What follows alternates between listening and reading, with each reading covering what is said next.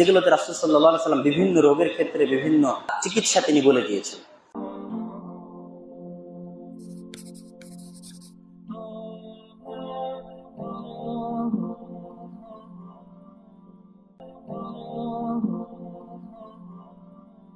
আলহামদুলিল্লাহ নাহমাদুহু ওয়া নাস্তাঈনুহু ওয়া নাস্তাগফিরুহু ونعوذ بالله من شرور أنفسنا ومن سيئات أعمالنا من يهده الله فلا مضل له ومن يضلله فلا هادي له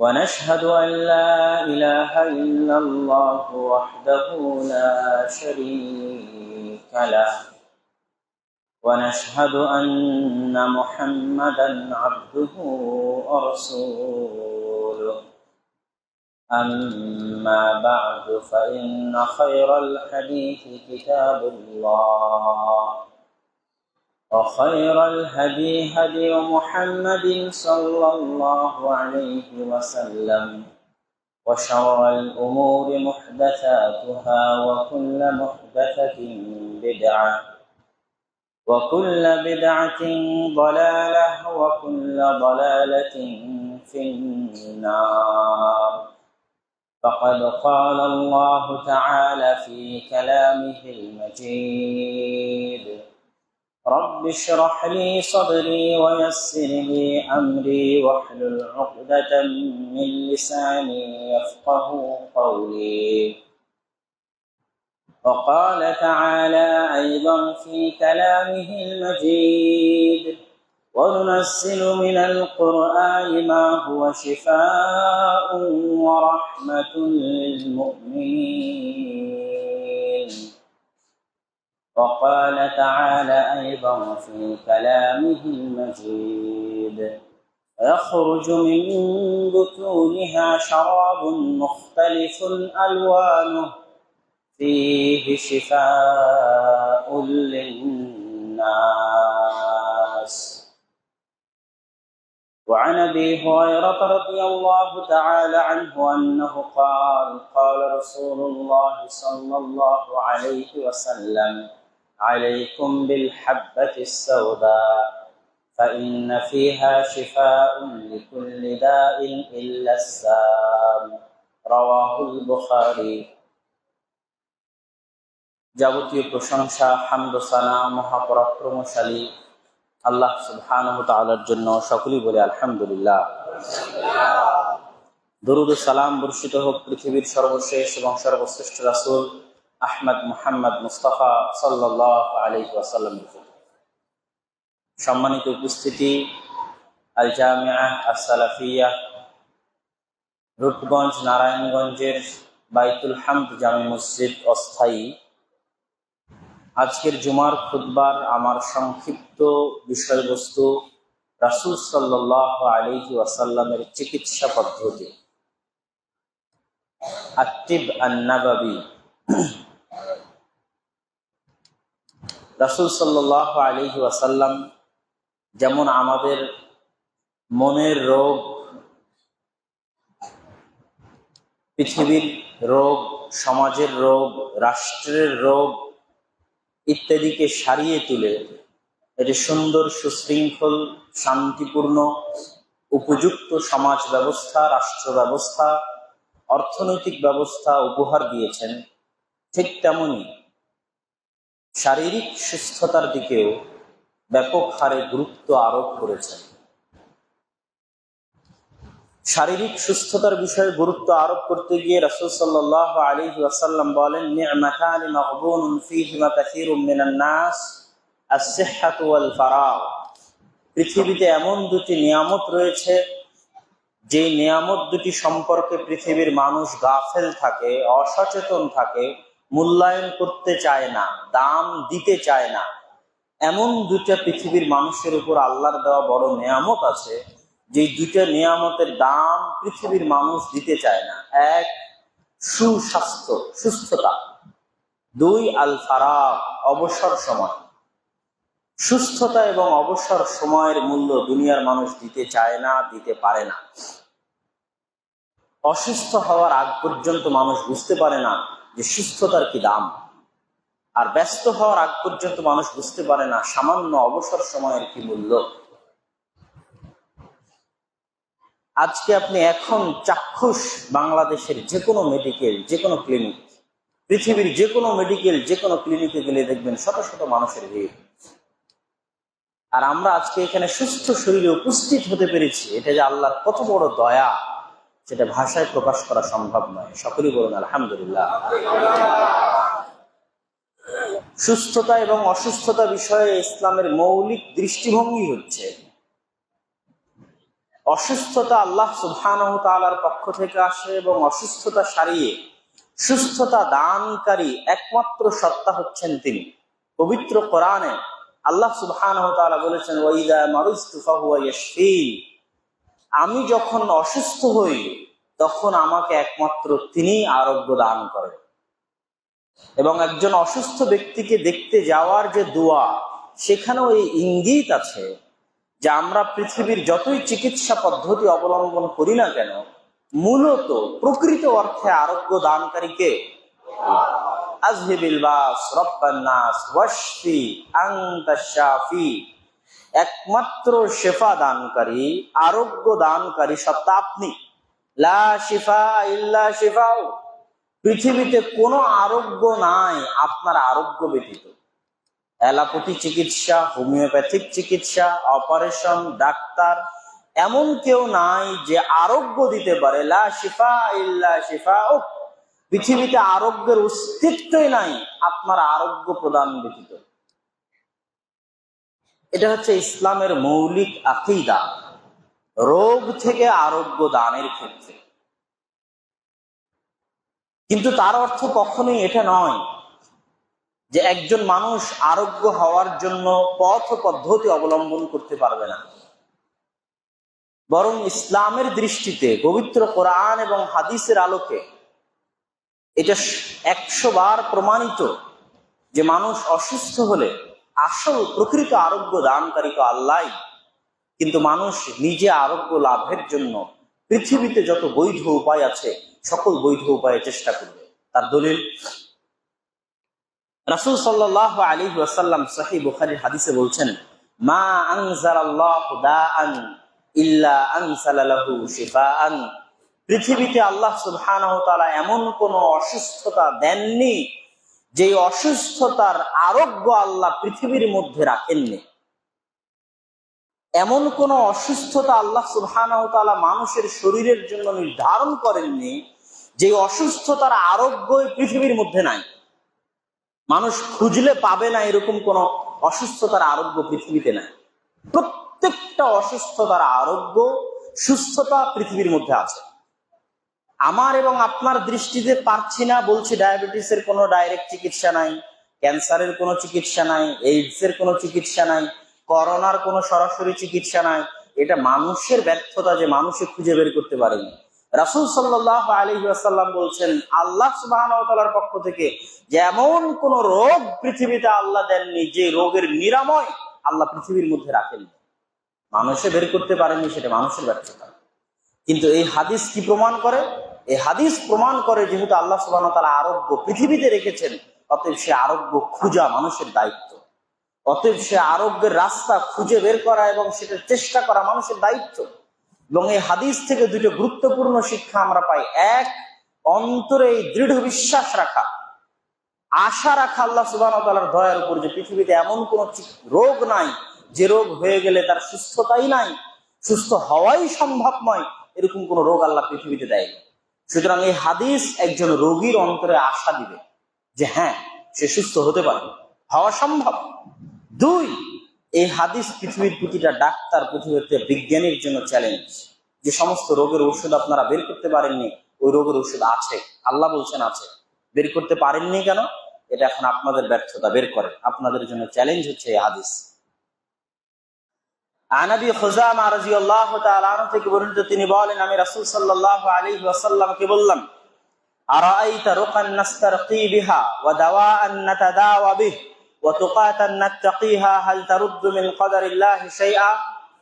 হে আল্লাহর রাসূল, আপনি কি মনে করেন অসুস্থ হওয়ার পরে আমরা যে ঝাড়ফুঁকের মাধ্যমে আরোগ্য লাভের চেষ্টা করি, আমরা যে বিভিন্ন ওষুধপাতি খাওয়ার মাধ্যমে আরোগ্য লাভের চেষ্টা করি, এগুলো কি আল্লাহর তাকদীরে কোনো পরিবর্তন করতে পারে? আমার ভাগ্যে যদি অসুস্থতা লেখাই থাকে, এগুলো ঝাড়ফুঁক দিয়ে কি হবে, আর ওষুধপাতি খেয়ে কি হবে? আল্লাহর তাকদীরে কি কোনো পরিবর্তন করতে পারে? রাসূল সাল্লাল্লাহু আলাইহি ওয়াসাল্লাম বলেন, হিয়া মিন কাদারিল্লাহ। তুমি সুস্থ হওয়ার জন্য যে ওষুধপাতি খাচ্ছ, চেষ্টা করছো, ঝাড়ফুঁক করছো, এটাও তোমার তাকদীরের অংশ। তাহলে রাসূল সাল্লাল্লাহু আলাইহি ওয়াসাল্লাম স্পষ্ট করে দিলেন যে অসুস্থ হওয়ার পর সেটা তাকদীর মনে করে মানুষ আর সুস্থ হওয়ার চেষ্টা করবে না, এটা নয়। বরং মানুষ যে সুস্থ হওয়ার চেষ্টা করবে, করা উচিত, এবং এটাও মানুষের তাকদীরের অংশ। এটাও মানুষের তাকদীরে লিখিত আছে যে সে সুস্থ হবে বা সুস্থ হবে না। সে সুস্থ হওয়ার চেষ্টা করে সফলতা লাভ করতে পারে আল্লাহর দয়ায়, নাও পেতে পারে।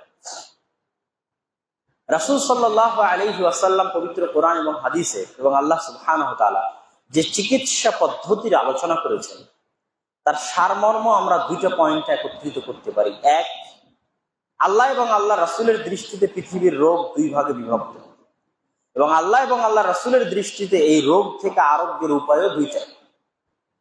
পৃথিবীর রোগ দুই ভাগে বিভক্ত, একটা হচ্ছে মানসিক রোগ আর একটা হচ্ছে শারীরিক রোগ। মানসিক রোগ বলতে আমরা যে অর্থে মানসিক রোগ বুঝি সেটা তো আছেই, এর বাইরে আরো অনেক কিছু আছে।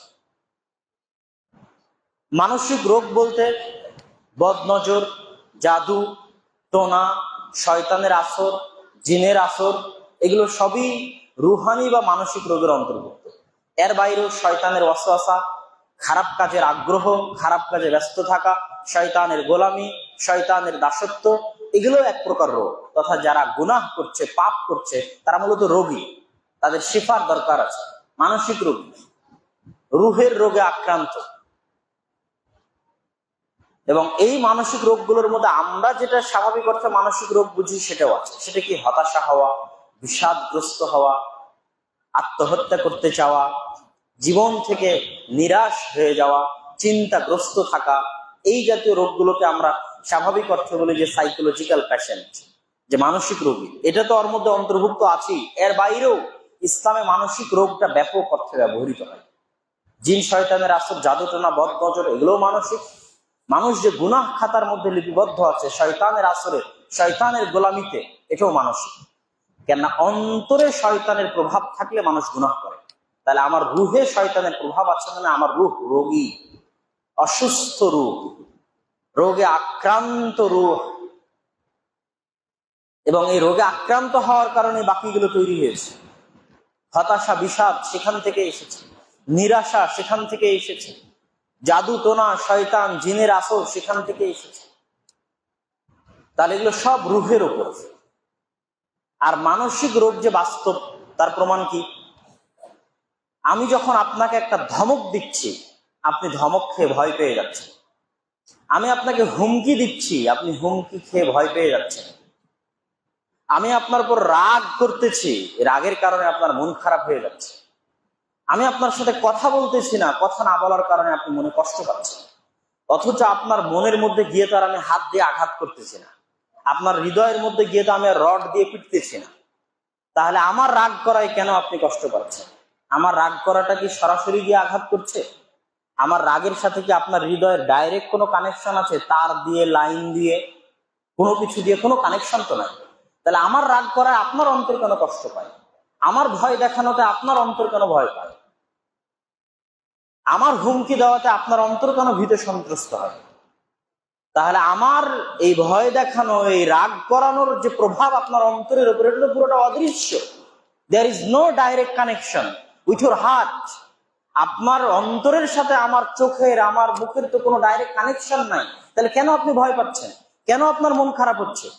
এটা পুরোটা একটা অদৃশ্য কানেকশন। এই অদৃশ্য কানেকশন যদি চোখের সামনে সম্ভব হয়, তো চোখের আড়ালেও সম্ভব। এই অদৃশ্য কানেকশন যদি চোখের সামনে সম্ভব হয়, চোখের আড়ালেও সম্ভব।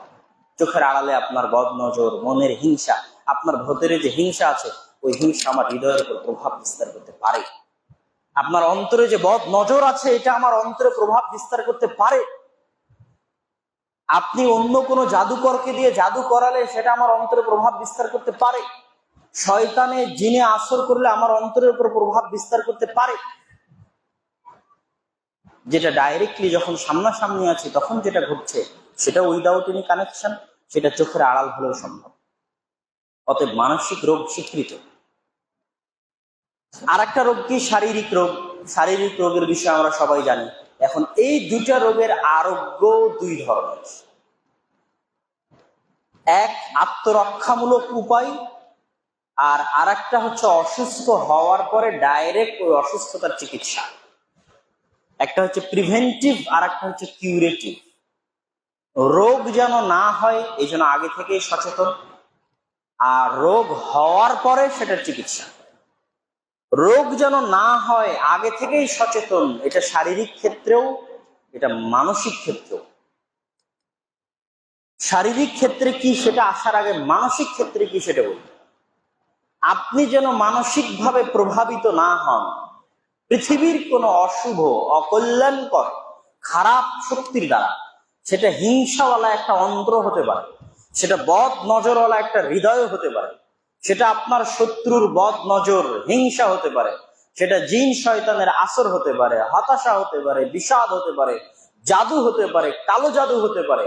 যত অদৃশ্য শক্তি আছে যেটা আপনাকে ক্ষতিগ্রস্ত করতে চায়, এগুলোর থেকে বাঁচার আত্মরক্ষামূলক উপায় হচ্ছে ইসলামের দেখানো দোয়া, জিকির, ঢাল, মুমিনের ঢাল। এই জন্য প্রত্যেকটা দুয়ার সম্পর্ক শয়তানের সাথে, প্রত্যেকটা দুয়ার সম্পর্ক শয়তানের সাথে। ইলা আকালা আহাদুকুম ওয়া লাম ইয়াযকুর ইসমাল্লাহ ইয়াকুলু মাআহু শাইতান। যখন তোমাদের কেউ খাবার খায় এবং বিসমিল্লাহ না বলে, তখন তার সাথে শয়তানে খায়।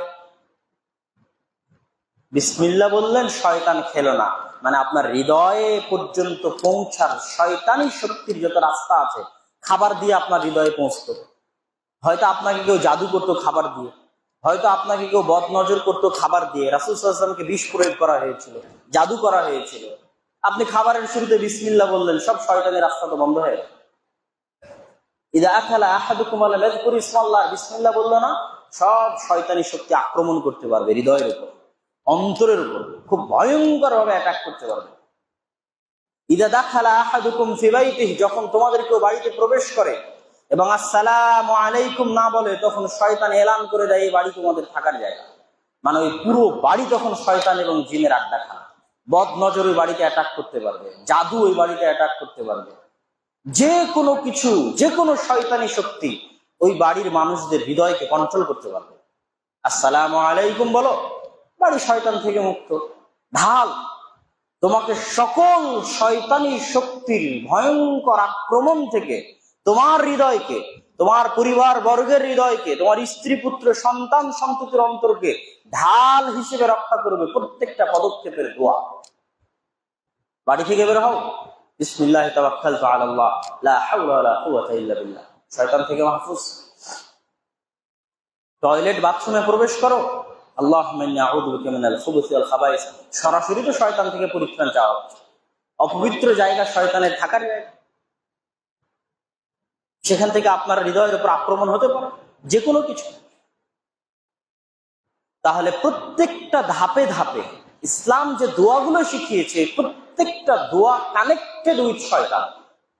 তাহলে শয়তানের অস্তিত্ব যেমন ইসলামে স্বীকৃত, আর ওই সমস্ত শয়তানের সহযোগিতা নিয়ে যারা আপনার ক্ষতি করতে চায়, এবং যে কোনো শয়তানি শক্তি, বদ নজরও একটা শয়তানি শক্তি, কালো জাদু একটা শয়তানি শক্তি, আপনার অন্তরকে ক্ষতি করতে চায়, এটা থেকে আত্মরক্ষামূলক উপায় হচ্ছে দোয়া, 24 ঘন্টার জিকির। 24 ঘন্টার জিকির মানুষকে এত পাওয়ারফুল বানাতে পারে, সকাল সন্ধ্যার দোয়া, যে শয়তান এবং শয়তানি শক্তি আপনার উপর আক্রমণ করা তো বহু দূরের কথা। আপনার ব্যক্তিত্ব, আপনার হায়বাত যদি ওই লেভেলের হয়, তো ওমর রাদিয়াল্লাহু তাআলা আনহুকে দেখে শয়তান ভয় পায়, এটা বাস্তব। ওমর রাদিয়াল্লাহু তাআলা আনহু যে রাস্তা দিয়ে হাঁটে, ওই রাস্তা দিয়ে শয়তান হাঁটে না, এটা সত্য, ভয় পায়। আপনার জিকির আজকার যদি ওই লেভেলের হয়, কয়েকশো কিলোমিটার দূরে থাকবে শয়তান, 1000 কিলোমিটার দূরে থাকবে শয়তান এবং শয়তানি শক্তি, আপনার ধারে কাছে আসার সাহস করবে না। আপনি সেফ থাকবেন, নিরাপদ থাকবেন। এই জন্য সকাল সন্ধ্যার জিকিরের মধ্যে যেমন আমরা বলি বিসমিল্লাহি লা ইয়াদুররু মা ইসমিহি শাইউন ফিল আরদি ওয়ালা ফিস সামা ওয়া হুয়াস সামিউল আলিম, ওই আল্লাহর নামে দিন শুরু করছি, যে আল্লাহর নামে দিন শুরু করলে আসমান এবং জমিনে এমন কোন শক্তির জন্ম হয়নি যে শক্তি আমাকে ক্ষতি করতে পারে। তাহলে এই দোয়াগুলো হচ্ছে আমাদের জন্য আত্মরক্ষা। শারীরিক আত্মরক্ষা কি? শারীরিক আত্মরক্ষার ক্ষেত্রে ইসলামের 1 নম্বর বিধান হচ্ছে পবিত্রতা কেন্দ্রিক ইসলামের যত হুকুম আহকাম আছে, এগুলো সবগুলো মানুষকে শারীরিকভাবে সুস্থ থাকতে কোনো না কোনো ভাবে সহযোগিতা করে, কোনো না কোনো ভাবে সহযোগিতা করে। যেমন রাসূল সাল্লাল্লাহু আলাইহি ওয়াসাল্লাম হাদিসে বলছেন, ইজাস্তাইকাযা আহাদুকুম মিন নাওমিহি, যখন তোমাদের কেউ ঘুম থেকে উঠে, ফালা ইয়াগমিস ইয়াদাহু, সে যেন তার হাত না দেয় কোনো পাত্রের মধ্যে, হাতটা ধৌত না করা পর্যন্ত। কেননা সে জানে না আইনা বাতাত ইয়াদুহু, রাতের বেলা তার হাত কোথায় ছিল এটা সে জানে না। অতএব সকালবেলা অজু করুক, পানি খাক, কাপড় চোপড় ধরুক, যেটাই করুক, আগে যেন দুটো হাত আলাদাভাবে পরিষ্কার করে নেয়, তারপর অজু করা শুরু করুক, পানি খাক, দাঁত ব্রাশ করুক, মেসওয়াক করুক, পেশাব পায়খানা করুক, আগে যেন আলাদাভাবে দুটো হাত ধুত করে নেয়। তাহলে পরিষ্কার পরিচ্ছন্নতা সংক্রান্ত যত হুকুম আহকাম আছে, যেমন অজু, অজু যে শুধু সালাতের জন্য করতে হবে বিষয়টা এমন নয়, অজু তো সবসময় নেকির কাজ। এই জন্য করোনার সময় আমাদের আলেম ওলামাদের ব্যর্থতা, যে করোনার সময় আমাদের আলেম ওলামারা ইসলামের অজুর ব্র্যান্ডিং করতে পারে, বরং সেকুলারদের শিখিয়ে দেওয়া কথাই আমাদের আলেম ওলামারা বলেছে। সেকুলাররা বলেছে হাত ধো, সব জায়গায় লেখা আছে হাত ধোন, হ্যান্ড স্যানিটাইজার ব্যবহার করুন, হাত ধৌত করুন। তা আপনিও সেটাই ব্র্যান্ডিং করেছেন একজন আলেম হিসেবে। সেকুলার তো করবেই। আপনি এজ এ আলেম বলতে পারতেন যে অজু করুন, অজু করুন, করোনা ভাইরাস থেকে নিজেকে রক্ষা করুন, বলতে পারতেন। এবং আপনাদের প্রিয় ওস্তাদ শেখ আব্দুর রাজ্জাক ইউসুফ কামি বহু জায়গায় দেখেছি, ব্যাংকে ঢুকতে বলেন, বিমানবন্দরে বলেন, যেখানেই তাকে হ্যান্ড স্যানিটাইজার দিতে এসেছে অথবা হাত ধোয়াতে এসেছে, উনি বলেছেন আমি অজু করে এসেছি এবং আমি আবার গিয়ে অজু করবো। This is the branding of অজু। এটা অজুর ব্র্যান্ডিং। রাসূল সাল্লাল্লাহু আলাইহি ওয়াসাল্লাম আমাদেরকে এত সুন্দর জিনিস উপহার দিলেন, আর আমরা সেটাকে অবহেলায়, অবলীলায় হারিয়ে দিলাম সেই সুন্নাতকে। অজু করলে শুধু কবজি পর্যন্ত ধোয়া হয় না, কোনই পর্যন্ত ধোয়া হয়, মুখমণ্ডল ধোয়া হয়, পায়ের কোন টাকনু পর্যন্ত ধোয়া হয়, এগুলো সবই তো পরিষ্কার পরিচ্ছন্নতার অংশ। তাহলে কেন আপনি অজুর ব্র্যান্ডিং করলেন না? কেন মিডিয়া দ্বারা প্রভাবিত হয়ে, সেকুলারদের দ্বারা প্রভাবিত হয়ে বরং ইসলামকে আরো ছোট করলেন? এর জবাব কে দিবে? তো ইসলামে পবিত্রতার যত হুকুম আহকাম আছে, ফরজ গোসলের নিয়ম বলেন, হায়েজ থেকে পবিত্র হওয়া বলেন, নিফাস থেকে পবিত্র হওয়া বলেন, স্বাভাবিক জুমার দিনে গোসল করা বলেন, অজু করা বলেন, খাবার গ্রহণের পূর্বে খাবারের বিষয় আলাদাভাবে আসছে, এগুলো সব পরিষ্কার পরিচ্ছন্নতা বিষয়ে যত দিক নির্দেশনা আছে, এগুলো মানুষকে অসংখ্য অগণিত রোগ ব্যাধি থেকে রক্ষা করে। দ্বিতীয় আর একটা শারীরিক রোগ ব্যাধি থেকে আত্মরক্ষামূলক উপায় হচ্ছে খাবারের যত নিয়ম কানুন ইসলাম দিয়েছে, খাদ্য পানাহারের যত আদব কানুন ইসলামের দেওয়া আছে, এগুলো মানুষকে অসংখ্য অগণিত রোগ ব্যাধি থেকে রক্ষা করতে পারে। যেমন খাবারের যে নিয়ম কানুন আদব ইসলাম দিয়েছে, তার মধ্যে ইবনুল কাইয়িম রাহিমাহুল্লাহ একটা গুরুত্বপূর্ণ আদবের কথা উল্লেখ করেছেন। ইবনুল কাইয়িম রাহিমাহুল্লাহ বলছেন যে কেউ যদি খাবার গ্রহণ করতে চায়, সেক্ষেত্রে রাসূল সাল্লাল্লাহু আলাইহি ওয়াসাল্লামের আদেশ হচ্ছে যে যদি তোমরা খাবার গ্রহণ করো, তাহলে যেই খাবারে তোমাদের মেরুদণ্ড শক্ত থাকবে, শুধু অতটুকু খাবার তোমরা গ্রহণ করো। অমান আরাদা, আর যে ব্যক্তি চায় মেরুদণ্ড ঠিক থাকার চাইতে বেশি খাবার গ্রহণ করবে, তাহলে সে যেন 3 ভাগের 1 ভাগের বেশি না খায়, আর 3 ভাগের 1 ভাগ বাকি রাখবে পানির জন্য, এবং 3 ভাগের 1 ভাগ বাকি রাখবে শ্বাস প্রশ্বাস চলাচল করার জন্য। এটা রাসূল সাল্লাল্লাহু আলাইহি ওয়াসাল্লামের হাদিস। এই হাদিস থেকে যে জিনিসটা বোঝা যাচ্ছে যে খাবার খেলে 3 ভাগের 1 ভাগ খেতে হবে, বিষয়টা এমন নয়। বিষয়টা কেমন? খাবার খেলে আসলে যতটুকু না খেলে নয় ততটুকু খেতে হবে, যতটুকু না খেলে শরীর দুর্বল হতে পারে ততটুকু খেতে হবে, যতটুকু খেলে মেরুদণ্ড ঠিক থাকবে, মানুষের সুস্থ থাকবে, ততটুকু খেতে হবে, এর বেশি খাওয়া উচিত নয়। তবে এর বেশি যদি কেউ খেতে চায় তাহলে যেন 1/3 সে খায়। তাহলে 1/3 হচ্ছে সর্বশেষ সীমা, সর্বোচ্চ সীমা খাবারের, সর্বনিম্ন নয়, সর্বোচ্চ। সর্বনিম্নটা কি? যতটুকু খেলে আপনি সুস্থ থাকবেন। আজকে সারাদিনে আপনার যতটুকু ক্যালোরি প্রয়োজন, অনেক অল্প খাবারে মানুষ সুস্থ থাকতে পারে, মানুষের শরীর দুর্বল হবে না, মজবুত থাকবে মেপে যদি মানুষ খাবার গ্রহণ করে অল্প খাবারে। কিন্তু তার চেয়ে যদি বেশি খেতে চায় তাহলে সে 1/3, আর 1/3 ফাঁকা রাখবে পানির জন্য, আর 1/3 ফাঁকা রাখবে শ্বাস প্রশ্বাসের জন্য। এটা হচ্ছে ইসলামের খাবারের আদব। এরকম অসংখ্য খাবারের আদব আছে ইসলামের। দাঁড়িয়ে পানি পান না করা, বসে খাদ্যদ্রব্য গ্রহণ করা, অকুল মিম্মা ইলিক, ডান হাত দিয়ে খাওয়া, খাবারের পরে আঙ্গুল চেটে খাওয়া, এই যে হাত দিয়ে খাওয়া, আঙ্গুল চেটে খাওয়া, এগুলো সব বৈজ্ঞানিক ভাবে অগণিত ভাবে মানুষকে উপকার করে, মানুষের হজম শক্তি বাড়াতে, মানুষের শরীরকে সুস্থ রাখতে। বসে খাওয়া মানুষের শরীরকে সুস্থ রাখতে দাঁড়িয়ে খাওয়ার চাইতে। তাহলে এগুলো সব কি হলো? আত্মরক্ষামূলক। কেউ যদি ইসলামের এই পবিত্রতার বিধান এবং খাবার গ্রহণের বিধান, সুন্নাত গুলো পরিপূর্ণরূপে মেনে চলে, তার আসলে অসুস্থতা হওয়ার সম্ভাবনাই 50% কমে যায়। কি জন্য? ইবনুল কাইয়িম রাহিমাহুল্লাহ বলছে, দুনিয়াতে যত অসুখ আছে সব অসুখের 80-90% আসে খাবার থেকে, পেট থেকে। যত অসুস্থতা পৃথিবীতে আছে সকল অসুস্থতার 60-70% আসে খাবার থেকে। ইসলামের খাবারের আদব মানলাম, পবিত্রতার আদব মানলাম, তাহলে তো 60-70% অসুস্থতা হওয়ার সম্ভাবনাই কমে গেল। এবার আমরা আসি সরাসরি যে রোগগুলোর আরোগ্য রাসূল সাল্লাল্লাহু আলাইহি ওয়াসাল্লাম হাদিসে বলেছেন। তার আগে আরো কয়েকটা জিনিস ছুটে গেছে। আত্মরক্ষামূলক যে বিধানগুলো, সেগুলোর অন্যতম একটা অংশ হচ্ছে আশারুম মিনাল ফিতরা। নবী রাসূলদের যে 10টা স্বাভাবিক বৈশিষ্ট্য, এই 10টা স্বাভাবিক বৈশিষ্ট্য মানুষকে অগণিত রোগ ব্যাধি থেকে মুক্ত রাখে। সেটা কি? কাসসুশ শারিব, মোচ কাটা, ইরফাউল লিহিয়া, দাড়ি লম্বা করা, আসওয়াক, মিসওয়াক করা, ইস্তিনশাকুল মা, নাকে পানি দিয়ে নাকের পানি পরিষ্কার করা, কাসসুল আযফার, হাতের নখ কাটা, নাতফুল ইবিত, নাভির নিচের লোম, বগলের লোম পরিষ্কার করা, হালাকুল আনা, নাভির নিচের লোম পরিষ্কার করা, এই যে, এবং খাতনা করা, এই যে মোটামুটি 10টা নবী রাসূলের বৈশিষ্ট্য, ফিতরা, এই প্রত্যেকটা বৈশিষ্ট্য মানুষকে অগণিত অসংখ্য রোগ ব্যাধি থেকে মুক্ত রাখে। এগুলো স্বাভাবিক সুস্থ জীবন যাপনের অপরিহার্য অংশ, এই বৈশিষ্ট্যগুলো। তার মধ্যে বেশি উল্লেখযোগ্য হচ্ছে মিসওয়াক করা।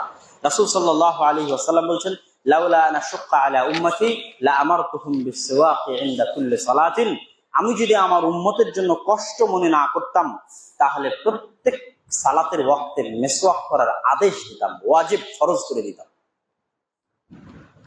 এবার আমরা আসি, রোগ যদি হয়ে যায় তাহলে আমাদের করণীয় কি? রোগ হওয়ার পর রাসূল সাল্লাল্লাহু আলাইহি ওয়াসাল্লাম 2টা পদ্ধতিতে আরোগ্য লাভের চেষ্টা করেছেন। 1, সরাসরি চিকিৎসা, 2, ঝাড়ফুঁক। দুটোকে রাসূল সাল্লাল্লাহু আলাইহি ওয়াসাল্লাম এক জায়গায় একত্রিত করতেন বেশিরভাগ ক্ষেত্রে। যেমন একটি হাদিসে রাসূল সাল্লাল্লাহু আলাইহি ওয়াসাল্লাম থেকে বর্ণিত, লাআনাল্লাহুল আকরাবা মা তাদউ নাবিয়্যান। একদা রাসূল সাল্লাল্লাহু আলাইহি ওয়াসাল্লামকে একটা বিচ্ছু দংশন করে। বিচ্ছু দংশন করে রাসূল সাল্লাল্লাহু আলাইহি ওয়াসাল্লাম বলেন, দাআ বিইনাইন ফীহি মাউন ওয়া মিলহুন। রাসূল সাল্লাল্লাহু আলাইহি ওয়াসাল্লাম বলছেন, তোমরা একটা একটু লবণ এবং একটু পানি নিয়ে আসো। ফাজাআলা ইয়াদাউ মাওদিআল লাদগাতি ফিল মাই ওয়াল মিলহ। লবণ আর পানি একটু মিশিয়ে যেই জায়গায় বিচ্ছু কামড় দিয়েছিল সেই জায়গায় তিনি হাত দিয়ে লাগালেন লবণ পানি মিশ্রিত অংশ এবং দললেন। ওয়া ইয়াকরাউ কুল হুয়াল্লাহু আহাদ ওয়াল মুআউযিদাতাইন, এবং পাশাপাশি কুল হুয়াল্লাহু আহাদ, কুল আউযু বিরাব্বিন নাস, কুল আউযু বিরাব্বিল ফালাক করে ওই জায়গায় ফু দিলেন। তাহলে একই সাথে 2টা আরোগ্যের পদ্ধতি রাসূল সাল্লাল্লাহু আলাইহি ওয়াসাল্লাম অবলম্বন করছেন। একটা সরাসরি চিকিৎসা, সেটা কি? বিচ্ছুতে কামড় দিয়েছে, লবণ দিয়ে সেই জায়গায় তিনি ঘষতেছেন লবণ পানি দিয়ে। আরেকটা কি? কুল হুয়াল্লাহু আহাদ, কুল আউযু বিরাব্বিন নাস, কুল আউযু বিরাব্বিল ফালাক করে ফু দিচ্ছেন। এইটা আমাদেরকে যে জিনিসটা শিখায় সেটা হচ্ছে, আমরা যে কোনো রোগে যত ভালো চিকিৎসাই করি না কেন, সেই চিকিৎসার পাশাপাশি আমরা ঝাড়ফুঁককে আরোগ্য লাভের মাধ্যম হিসেবে ব্যবহার করতে পারি। ডাক্তার আপনার অপারেশন করছে, চলুক অপারেশন, আপনি নাসপালাকে খোলাস করে ফু দেন। ডাক্তার আপনাকে ওষুধ দিয়েছে ডায়াবেটিসের, প্রেশারের, খান ওষুধ, তার পাশাপাশি নাসপালাকে খোলাস করে ফু দেন। তথা যে কোনো আরোগ্য যেটাতে আপনি সরাসরি চিকিৎসা পদ্ধতি অবলম্বন করছেন করেন, কিন্তু তার পাশাপাশি রাসূল সাল্লাল্লাহু আলাইহি ওয়াসাল্লামকে বিচ্ছু কামড় দিলে রাসূল সাল্লাল্লাহু আলাইহি ওয়াসাল্লাম তো লবণ লাগালেনই, তার পাশাপাশি তিনি সূরা ইখলাস এবং নাস ফালাক করে সে জায়গায় ফু দিচ্ছেন। এটা আমাদের জন্য শিক্ষা যে আমরা যেন একসাথে দুইটা পদ্ধতি অবলম্বন করি। কেন? ওই যে লা শিফা ইল্লা শিফাউ, খালি কি ওষুধ খেলেই আপনি সুস্থ হবেন এর গ্যারান্টি তো পৃথিবীতে কেউ দিতে পারবে না। আসল শিফা দানকারী কে? আল্লাহ সুবহানাহু ওয়া তাআলা। তাহলে আপনি চেষ্টাও করছেন এবং ঝাড়ফুঁকের মাধ্যমে আল্লাহ সুবহানাহু ওয়া তাআলার সাহায্য প্রার্থনা করছেন। পবিত্র কোরআনের আয়াত দিয়ে যে মানুষ চিকিৎসা করতে পারে, যেগুলোতে রাসূল সাল্লাল্লাহু আলাইহি ওয়াসাল্লাম ঝাড়ফুঁক করেছেন, তার দলিল আল্লাহ সুবহানাহু ওয়া তাআলা সূরা ইসরার 82 নম্বর আয়াতে বলছেন, ওয়া নুনাজ্জিলু মিনাল কুরআনি মা হুয়া শিফাউন ওয়া রাহমাতুল লিল মুমিনিন। পবিত্র কোরআনে আমরা এমন কিছু অবতীর্ণ করেছি যার মধ্যে মানব জাতির জন্য শিফা, রোগ থেকে আরোগ্য এবং রহমত রয়েছে। এই রোগ থেকে আরোগ্য শারীরিক ও মানসিক, উভয় রোগ থেকে আরোগ্য কোরআন এবং কোরআনের আয়াতের মধ্যে রয়েছে। এবার সরাসরি রাসূল সাল্লাল্লাহু আলাইহি ওয়াসাল্লামের কিছু হাদিস পেশ করব আমরা, যেগুলোতে রাসূল সাল্লাল্লাহু আলাইহি ওয়াসাল্লাম বিভিন্ন রোগের ক্ষেত্রে বিভিন্ন চিকিৎসা তিনি বলে দিয়েছেন। আবু হুরায়রা রাদিয়াল্লাহু তাআলা আনহু থেকে বর্ণিত, তিনি বলেন রাসূল সাল্লাল্লাহু আলাইহি ওয়াসাল্লাম বলেন, আলাইকুম বিহাদিহিল হাব্বাতিস সাওদা, হে মানুষ, হে মুসলিম জাতি, তোমাদের জন্য জরুরি যে তোমরা কালো জিরা গ্রহণ করো। আলাইকুম, তোমাদের জন্য জরুরি বিহাদিহিল হাব্বাতিস সাওদা, এই কালো জিরা গ্রহণ করা। ফাইন্না ফিহা, কেননা এই কালো জিরার মধ্যে রয়েছে শিফা, আরোগ্য, মিন কুল্লি দাইন, প্রত্যেকটা অসুস্থতা থেকে, ইল্লা সাম, মৃত্যু ব্যতীত। তথা মৃত্যু ব্যতীত দুনিয়ার বুকে এমন কোন অসুস্থতা আল্লাহ সুবহানাহু ওয়া তাআলা দেননি যে অসুস্থতায় আরোগ্য সম্ভব নয় কি দিয়ে? কালো জিরা দিয়ে। অথবা আলাইকুম, অতএব তোমরা জরুরি ভিত্তিতে কালো জিরা গ্রহণ করো। 2, মধু। আল্লাহ সুবহানাহু ওয়া তাআলা পবিত্র কোরআনে সূরা নাহল, মৌমাছি নামে একটা সূরার নামকরণ আছে, যেখানে আল্লাহ সুবহানাহু ওয়া তাআলা মৌমাছির কিছু বর্ণনা, মৌমাছির কিছু কার্যকলাপের আলোচনা আল্লাহ সুবহানাহু ওয়া তাআলা করেছেন। সূরার নাম সূরাতুন নাহল। আল্লাহর ব্যতিক্রম সৃষ্টির একটা সৃষ্টি হচ্ছে মৌমাছি। মৌমাছি সম্পর্কে বলতে গিয়ে আল্লাহ সুবহানাহু ওয়া তাআলা সূরা নাহলের মধ্যে বলছেন, ইয়াখরুজু মিন বুতুনিহা শারাবুন মুখতালিফুন আলওয়ানু, এই সমস্ত মৌমাছির পেট থেকে আল্লাহ বের করেন শারাব, পানীয়। ইয়াখরুজু মিন বুতুনিহা, এই সমস্ত মৌমাছির পেট থেকে আল্লাহ বের করেন শারাব, পানীয়। মুখতালিফুন আলওয়ানু, এক এক মৌমাছির পেট থেকে বের হওয়া পানীয়র রং এক এক রকম। মুখতালিফুন আলওয়ানু, সাদা, কালো, লাল, নীল, বিভিন্ন রঙের মধু আল্লাহ সুবহানাহু ওয়া তাআলা বের করেন। ফীহি শিফাউল লিন-নাস, আর এই মৌমাছির পেট থেকে বের করা মধুর মধ্যে মানুষের জন্য রয়েছে, সারা পৃথিবীর সমগ্র মানুষের জন্য রয়েছে আরোগ্য। শিফাউল লিন-নাস, মানব জাতির জন্য আরোগ্য। শুধু মুসলমানদের জন্য এই কথা আল্লাহ সুবহানাহু ওয়া তাআলা বলেননি। রাসূল সাল্লাল্লাহু আলাইহি ওয়াসাল্লামের পক্ষ থেকে মধুর ক্ষেত্রে একটা সহিহ হাদিস, আবু সাঈদ আল খুদরি রাদিয়াল্লাহু তাআলা আনহু থেকে বর্ণিত, তিনি বলেন, আন্না রাজুলান আতান নবী সাল্লাল্লাহু আলাইহি ওয়াসাল্লাম, একদিন এক ব্যক্তি রাসূল সাল্লাল্লাহু আলাইহি ওয়াসাল্লামের নিকট আসলো, এসে বলল, ইন্না আখি ইয়াশতাকি বাতনা, আমার ভাইয়ের পেটের সমস্যা হয়েছে। ইস্তাতলাকা বাতানু, তার পেট খুলে গেছে। খুলে গেছে মানে তার পেট খারাপ হয়ে গেছে, ডায়রিয়ায় আক্রান্ত, বারবার তার জরুরি প্রয়োজনে টয়লেট বাথরুমে যাওয়ার প্রয়োজন হচ্ছে। তখন রাসূল সাল্লাল্লাহু আলাইহি ওয়াসাল্লাম বলেন, ইসতিহি আসালা, তাকে মধু খাওয়াও। ফাযাহাবা সুম্মা রাজা, সে ব্যক্তি ফিরে গেল, ফিরে গিয়ে আবার আল্লাহ রাসূলের নিকটে আসলো, এসে বলল, কদ সাকাইতুহু ফালাম ইউগনি আনহু শাইআ, হে আল্লাহ রাসূল, তাকে মধু খাইয়েছি, বাড়া ব্যতীত কমেনি, পেট খারাপ বেশি হয়েছে, কমেনি। ফালাম ইয়াজিদহু ইল্লা ইসতিতলাকান, বরং বেশি হয়েছে, কমেনি। তখন রাসূল সাল্লাল্লাহু আলাইহি ওয়াসাল্লাম বলেন, ইসতিহি আসালা, মধু খাওয়াও। আবার ফিরে গেল, আবার ফিরে গিয়ে মধু খাইয়েছে, আবার আল্লাহ রাসূলের নিকটে আসলো, এসে আবার একই কথা, হে আল্লাহ রাসূল, লাম ইয়াজিদ আনহু ইল্লা ইসতিতলাকা, বেড়েছে বই, কমেনি, পেট আরো বেশি খারাপ হয়েছে, কমেনি। তো রাবি বলছে এই ঘটনা 3 বার অথবা 4 বার ঘটলো, তথা এই ব্যক্তি 3 বার ফেরত গেল এবং 3 বার আল্লাহ রাসূলকে এসে বলল যে আল্লাহ রাসূল, মধু খাওয়ানোর পর আরো বেড়েছে, কমেনি। তখন 4th বারের বেলা অথবা 5ম বারের বেলা রাসূল সাল্লাল্লাহু আলাইহি ওয়াসাল্লাম বলছেন, সাদাকাল্লাহ ওয়া কাযাবা বাতনু আখিক, আল্লাহ সুবহানাহু ওয়া তাআলা মিথ্যা বলেন না। আল্লাহ সুবহানাহু ওয়া তাআলা পবিত্র কোরআনে বলছেন, শিফাউল লিন-নাস, মানব জাতির জন্য আরোগ্য আছে মধুর মধ্যে, আর তুমি বলছো তোমার ভাই মধু খেলে পেট খারাপ আরো বেশি হচ্ছে। সাদাকাল্লাহ, আল্লাহ সত্যবাদী, আল্লাহ সত্য বলেছেন। কাযাবা বাতনু আখিক, তোমার ভাইয়ের পেট মিথ্যা বলছে, তুমি যাও আবারও মধু খাও। এবং শেষবারের বেলা সে ফিরে এসে রাসূল সাল্লাল্লাহু আলাইহি ওয়াসাল্লামকে বললেন, হ্যাঁ আমার ভাই আরোগ্য লাভ করেছে। তো এই হাদিসে রাসূল সাল্লাল্লাহু আলাইহি ওয়াসাল্লাম খুব শক্তভাবে মধু থেকে আরোগ্য লাভের বিষয়ে খুব শক্তভাবে বললেন, যেহেতু আল্লাহ পবিত্র কোরআনে বলেছে যে শিফাউল লিন-নাস, মধু মানুষের আরোগ্য। এবং রাসূল সাল্লাল্লাহু আলাইহি ওয়াসাল্লাম শেষ বাক্যের উপর প্রতিষ্ঠিত থাকলেন। হাদিস সহিহ মুসলিমের 3 নাম্বার হিজামা। রাসূল সাল্লাল্লাহু আলাইহি ওয়াসাল্লাম বলেছেন, ইন্না আফদালা মা তাদাওয়াইতুম বিহিল হিজামা আও হুয়া মিন আমসালি দাওয়াইকুম। হে দুনিয়ার মানুষ, তোমরা যা যা দিয়ে চিকিৎসা করে থাকো, অ্যালোপ্যাথিক চিকিৎসা, হোমিওপ্যাথিক চিকিৎসা, গাছগাছালির চিকিৎসা, অপারেশন, যা কিছু দিয়ে তোমরা পৃথিবীতে চিকিৎসা করে থাকো, আফজাল মা তাদাওয়াইতুম বিহ, সকল চিকিৎসার মধ্যে সর্বশ্রেষ্ঠ চিকিৎসা হচ্ছে আল হিজামা আও আমসালু দাওয়াইকুম, অথবা তোমরা যত ওষুধ গ্রহণ করে থাকো সকল ওষুধের মধ্যে শ্রেষ্ঠ ওষুধ হচ্ছে আল হিজামা, হিজামা করা। রাসূল সাল্লাল্লাহু আলাইহি ওয়াসাল্লামের হাদিস, রাসূল সাল্লাল্লাহু আলাইহি ওয়াসাল্লামকে যখন বিষ দেওয়া হয়েছিল, সেই বিষের প্রভাব থেকে বাঁচতে স্বয়ং রাসূল সাল্লাল্লাহু আলাইহি ওয়াসাল্লাম হিজামা করেছিলেন। এবং হিজামা করার সুন্নতি তারিখ হচ্ছে কানে ইয়াহতাজিমুল সাবাআতা আশার, চন্দ্র মাসের 17 তারিখ, চন্দ্র মাসের 19 তারিখ, চন্দ্র মাসের 21 তারিখ। যেহেতু চন্দ্রের উত্থান পতনের সাথে যেমন জোয়ার ভাটার সম্পর্ক থাকে, তেমন মানুষের রক্তের গরম হওয়া এবং ঠান্ডা হওয়ার সম্পর্ক থাকে। চন্দ্রের উত্থান পতনের সাথে, চন্দ্র আজকে নতুন তারিখ, তারপরে চন্দ্র আজকে পরিপূর্ণ পাচ্ছে, অমাবস্যা, পূর্ণিমা, চন্দ্রের উত্থান পতনের সাথে যেমন সমুদ্রের জোয়ার ভাটার সম্পর্ক থাকে, ঠিক তেমন মানুষের রক্তের প্রচলন, রক্ত কেমন গতিতে চলতেছে, রক্তের অবস্থান কেমন, এটার সম্পর্ক চন্দ্রের সাথে থাকে। তো যেহেতু হিজামাটা হচ্ছে রক্ত বের করা, শরীর থেকে পচে যাওয়া, গলে যাওয়া রক্ত বের করা, কাপিং বলা হয়, আধুনিক যুগে ইংরেজিতে বলা হয় কাপিং।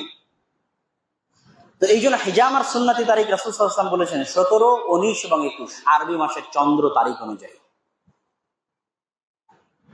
5 number Ajwa.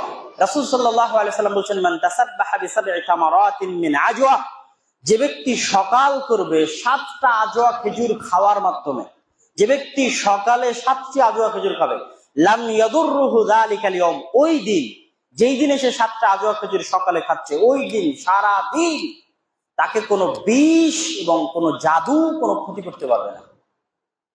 সারা পৃথিবীর কোনো বিষ এবং সারা পৃথিবীর কোনো জাদুকরের কোনো শক্তি তাকে সারাদিন ক্ষতি করতে পারবে না যদি সকালবেলা 7টা আজওয়া খেজুর খায়। বিনতে উমাইস রাদিয়াল্লাহু তাআলা আনহা থেকে বর্ণিত, তিনি বলেন, এটা 6 নাম্বার, ফালাউ কানা ফি শাইইন শিফাউ মিনাল মাউত লাকানা ফিস সানা, পৃথিবীতে যদি মৃত্যু থেকে আরোগ্য লাভের কোনো মাধ্যম থাকতো তাহলে সেটা সোনা পাতা।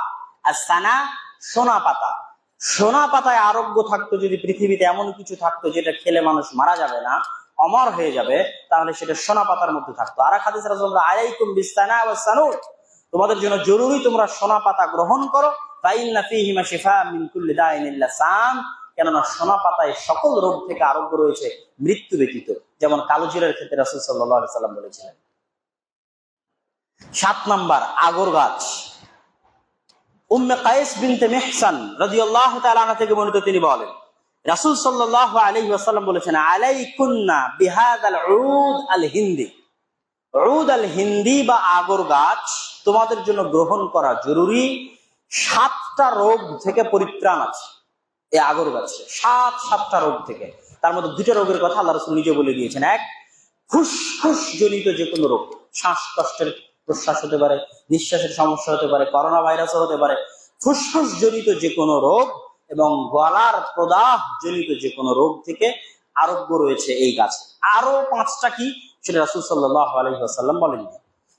যায়েদ ইবনে আরকাম রাদিয়াল্লাহু তাআলা থেকে বর্ণিত, তিনি বলেন, রাসূল সাল্লাল্লাহু আলাইহি ওয়াসাল্লাম বলেছেন, তাদাওয়াউ মিন যাতিল জামবি বিল কুসতাল বাহরি, তোমরা কুস্ত আল বাহরি, এই কুস্ত আল বাহরিটা কি, এটার সরাসরি আরবি থেকে বাংলা খুঁজে বের করা অনেক সময় কষ্ট হয়।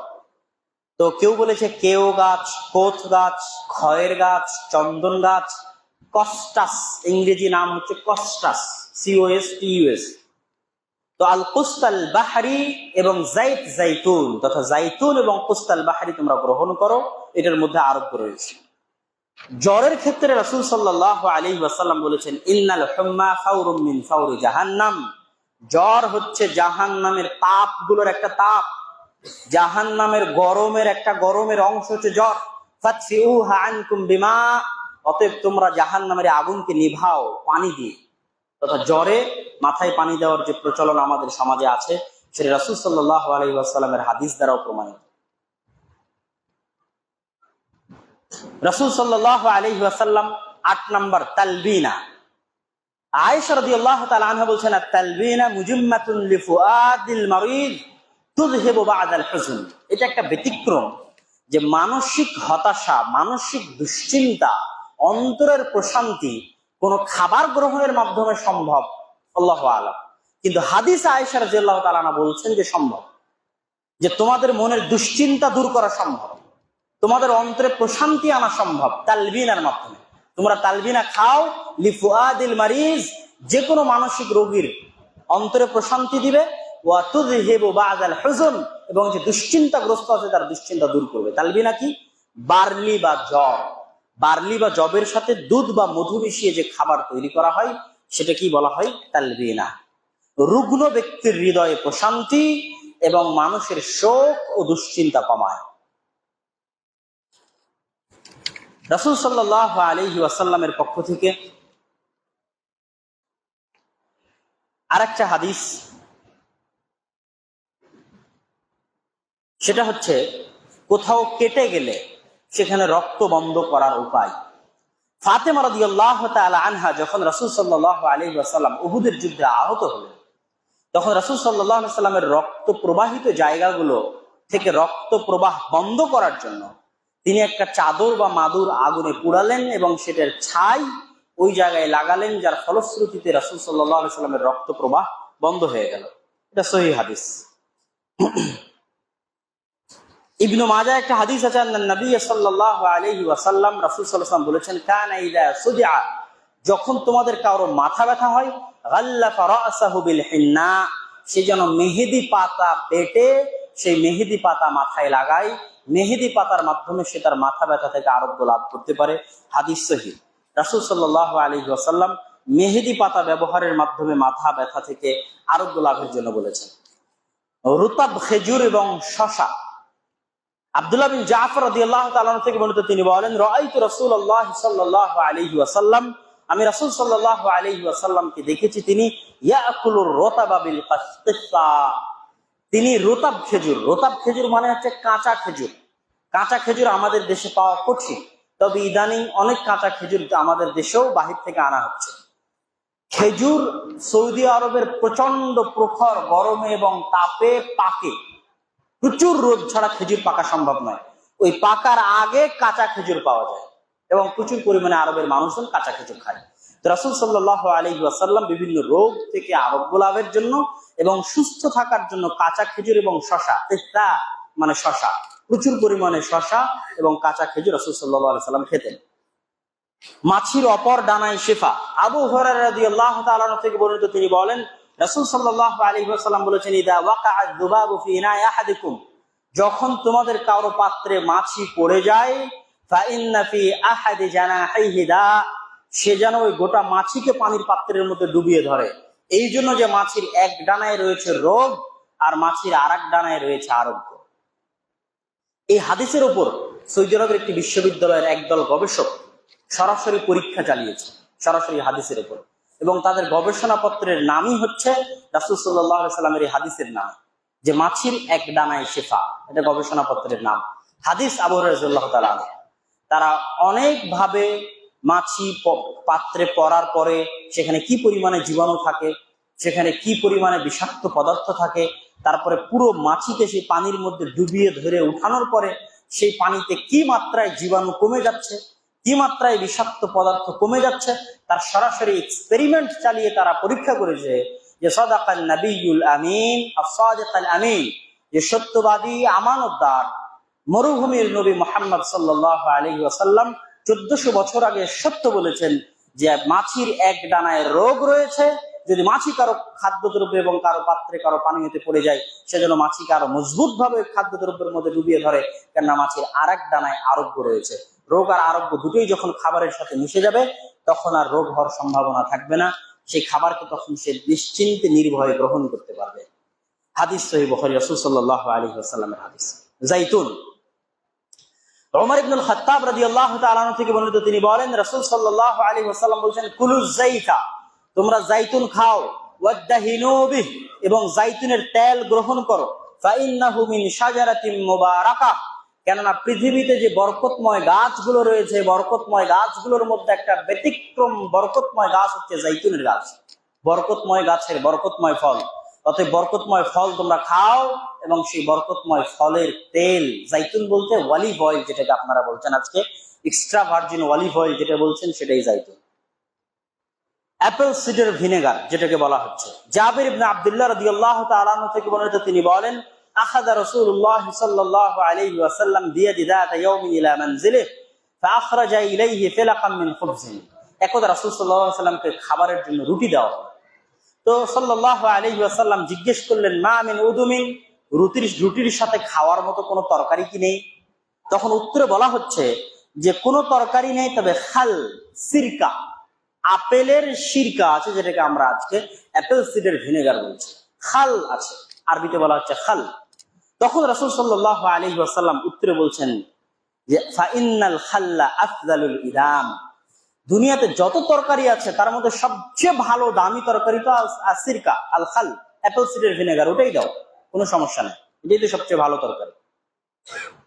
রাসূল সাল্লাল্লাহু আলাইহি ওয়াসাল্লামের পক্ষ থেকে যে সমস্ত হাদিস আমরা পেশ করলাম, তার মধ্যে আরো একটি আছে সুরমা ব্যবহার।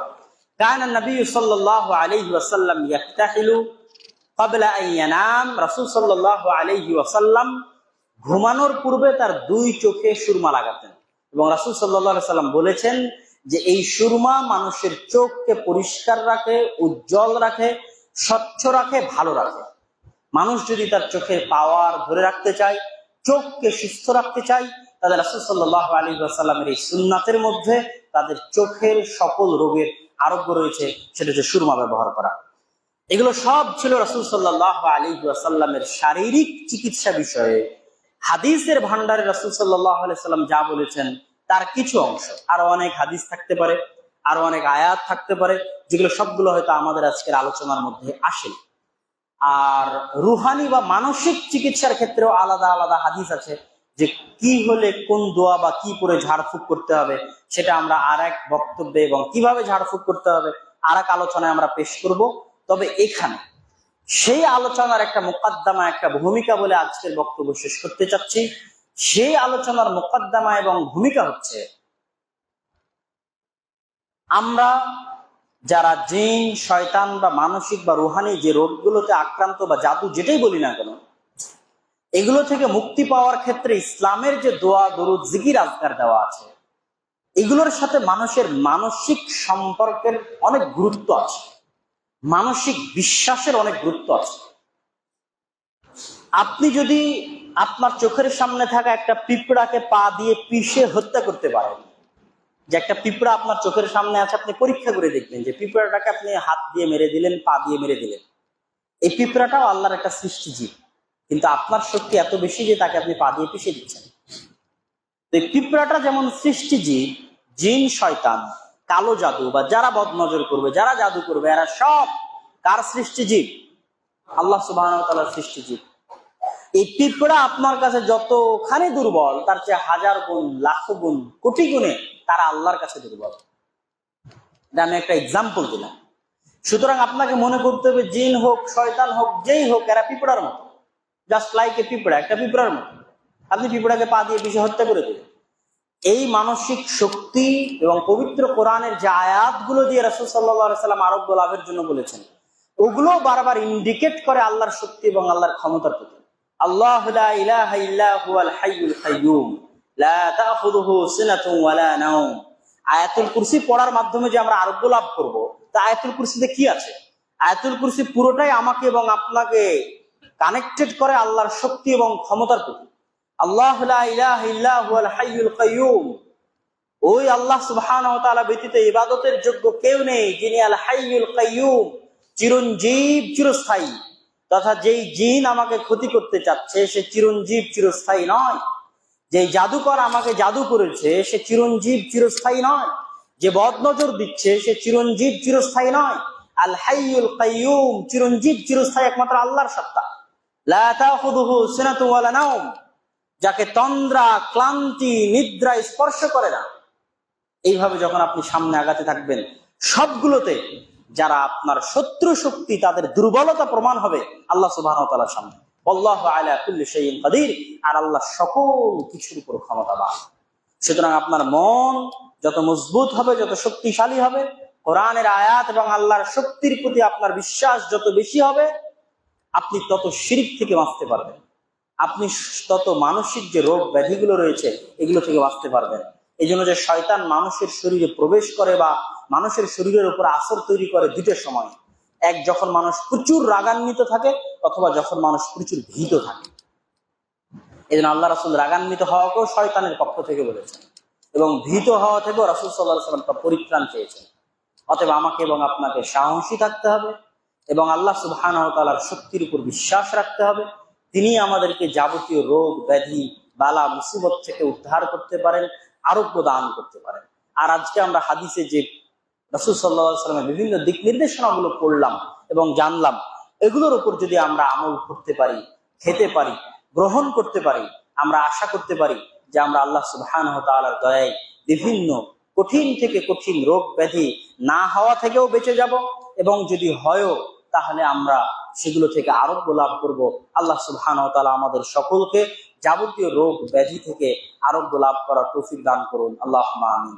এবং আমাদের সকলকে যারা সুস্থ আছি তাদেরকে সুস্বাস্থ্য এবং দীর্ঘায়ু, নেক হায়াত দান করুন, আল্লাহুম্মা আমিন।